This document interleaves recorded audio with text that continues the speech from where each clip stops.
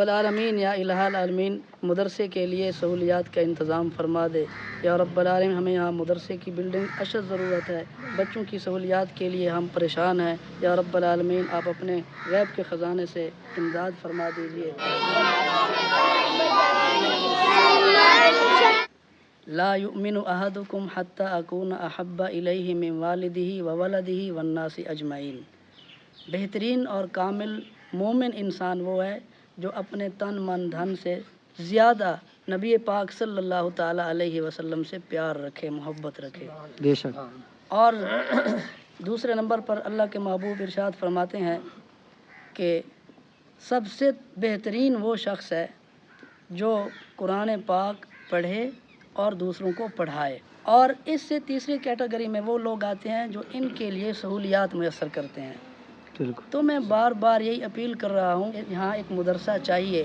یہ ایک پسماندہ علاقہ ہے، یہاں غربت نے سب لوگوں کو گھیر رکھا ہے، ہر انسان اپنے گھر کے اخراجات بڑی مشکل سے پورے کر رہا ہے۔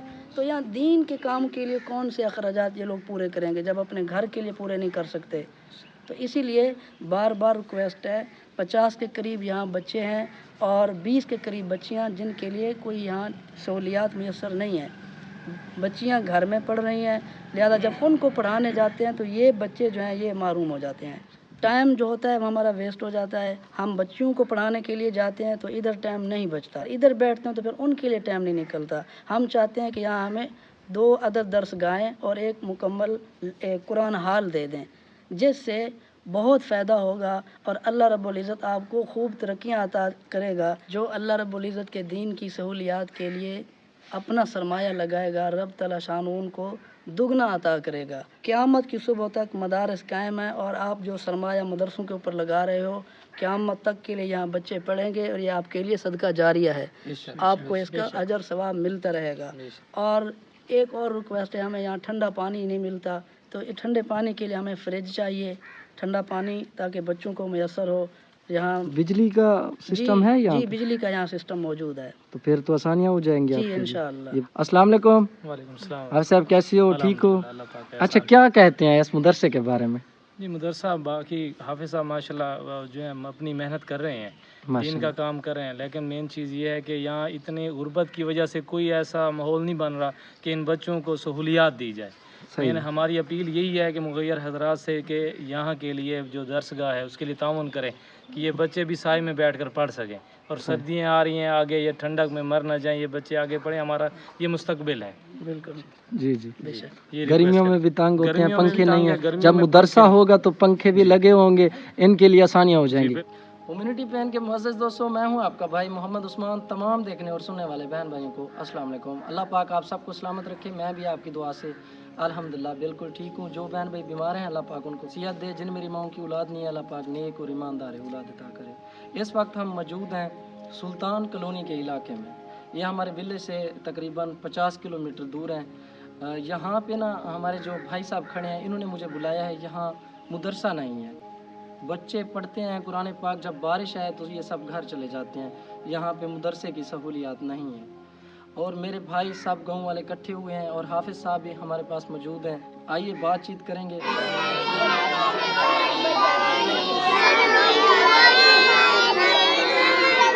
السلام علیکم۔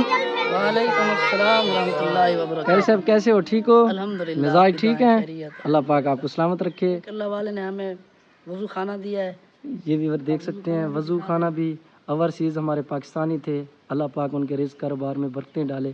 اس مدرسے کے لیے انہوں نے یہ بات اور غسل خانہ، یہ ٹوٹیوں کی سہولیت دی ہے۔ باؤنڈری وال بھی ان کا مکمل ہو چکا ہے ہر طرف سے، یہ دیکھ سکتے ہیں آپ۔ اور یہاں سے بڑا ایک گیٹ لگا ہوا ہے اس مدرسے کے لیے۔